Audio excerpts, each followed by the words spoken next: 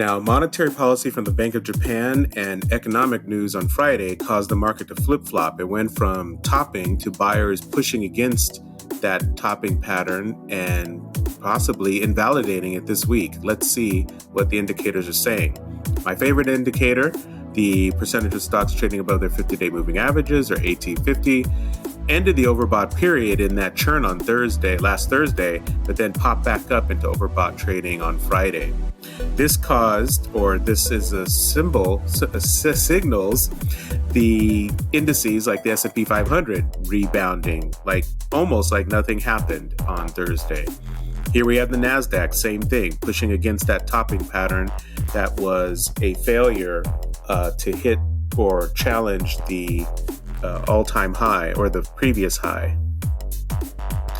Now, the index or the ETF of small caps had a similar topping pattern, which was just churn. It actually went back into a bear market on Thursday, and then on Friday popped right back into the top of that churn.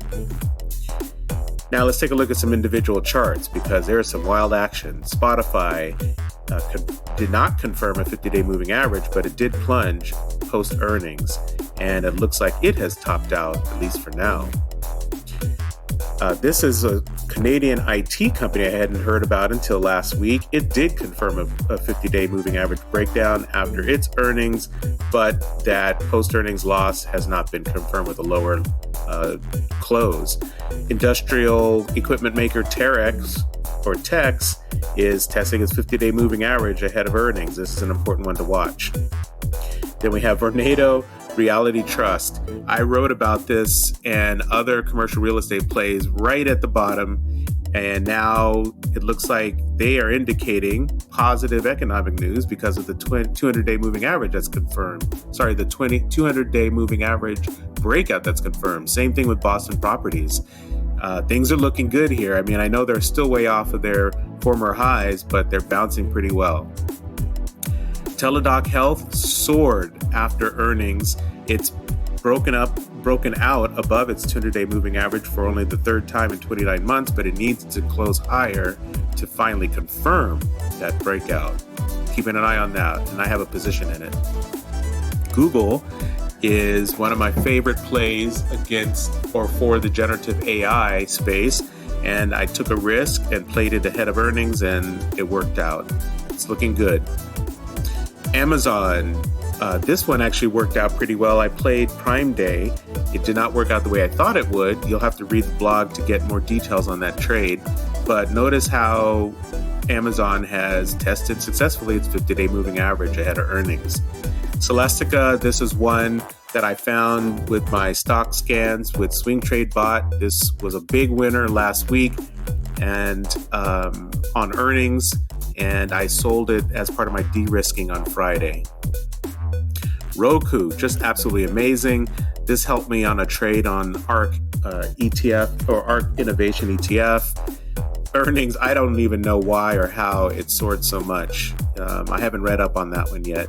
Intel is continuing to defy the skeptics as it struggles, as it fights to get off the mat from the bottom. It had a good earnings day on Friday, which probably helped the market's mood.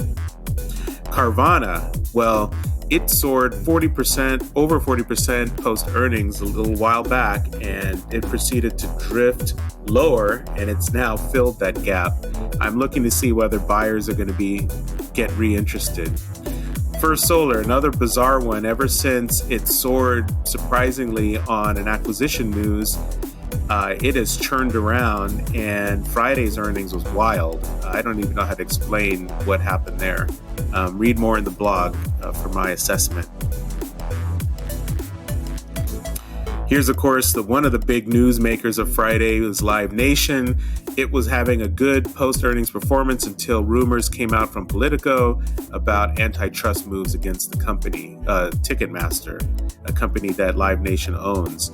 And you can see here in the chart just a wild trading day.